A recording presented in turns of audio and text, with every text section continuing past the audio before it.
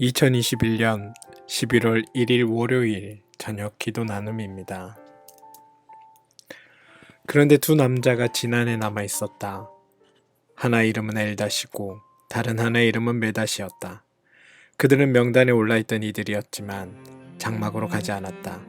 그런데 영이 그들 위로 내려와 머물자 그들도 진에서 예언하였다. 한 소년이 모세에게 달려와서 엘닷과 메닷이 진에서 예언하였다고 알렸다. 그러자 젊었을 때부터 모세 곁에서 모셔온 눈의 아들 여호수아가 나서서 모세에게 말하였다. 어른께서는 이 일들을 말리셔야 합니다. 그러자 모세가 그에게 말하였다. 내가 나를 두고 질투하느냐? 나는 오히려 주님께서 주님의 백성 모두에게 그의 영을 주셔서 그들 모두가 예언자가 되었으면 좋겠다. 모세와 이스라엘 장로들은 함께 진으로 돌아왔다. 민수기 11장 26절에서 30절 말씀. 적과 꿀이 흐르는 땅에 대한 꿈이 사람들을 일으켜 세웠지만 황량한 광야에서 겪어야 했던 시련은 그들을 주저앉혔다. 모래바람은 꿈의 빛깔을 퇴색시켰고 배고픔은 그들 속에 잠복해 있던 불안감을 깨웠다. 백성들은 고통을 못 이겨 울거나 불퉁거렸다. 모세는 맥이 빠졌다. 그래서 하나님께 항의한다. 이 모든 백성을 제가 베기라도 했습니까? 제가 그들을 낳기라도 했습니까? 어찌하여 저더러 주님께서 그들을 조상에게 맹세하신 땅으로 마치 유모가 젖먹이를 품듯이 그들을 품에 품고 가라고 하십니까? 민수기 11장 12절 말씀. 더 이상 견디기 어렵다는 것이다. 하나님은 지도자들을 불러 모으라 이르신다. 그들에게도 하나님의 영을 주셔서 그들로 하여금 백성을 돌보는 짐을 나누겠다 하시는 것이었다.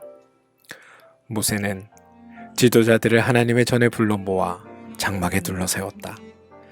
주님께서 모세와 더불어 말씀하시고 그에게 내린 영을 장로들 70명에게도 내리시자 그들은 예언을 하였다.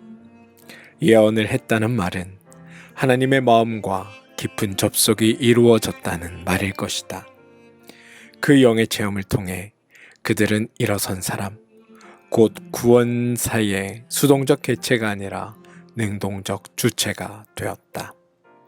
엘닷과 메닷은 백성의 대표였음에도 불구하고 진안에 남아 있었다. 엘닷은 하나님이 사랑하셨다는 뜻이고 메닷은 사랑, 우정이라는 뜻이다. 그들은 왜 회막에 가지 않았을까? 절망이 깊었던 것일까? 불만이 컸던 것일까? 그들은 회막으로 나가기를 거부함으로써 모세의 지도력에 대한 깊은 반감을 드러낸 것인지도 모르겠다. 그들은 자기들의 이름값을 하지 못했다. 그런데도 하나님이 영이 그들에게 내려와 머물자 그들은 예언을 하였다. 하나님의 영은 인간들의 생각을 뛰어넘는다. 하나님의 영을 어지럽히는 일이 아니라면 반대자들까지 품고 가야 한다. 그것이 하나님의 뜻이었다. 그들에게도 영이 내려 예언하는 것을 보고 여호수아는 모세에게 자초지종을 구하면서 그들이 예언하는 것을 말려야 한다고 말한다.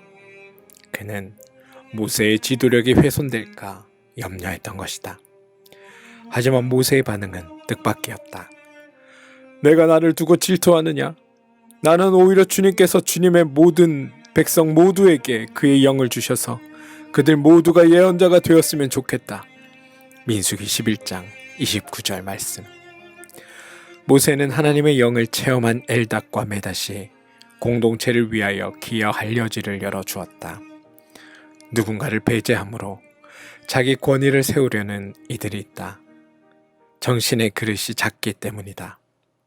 하나님의 영은 나뉜 이들을 일치의 길로 인도하신다.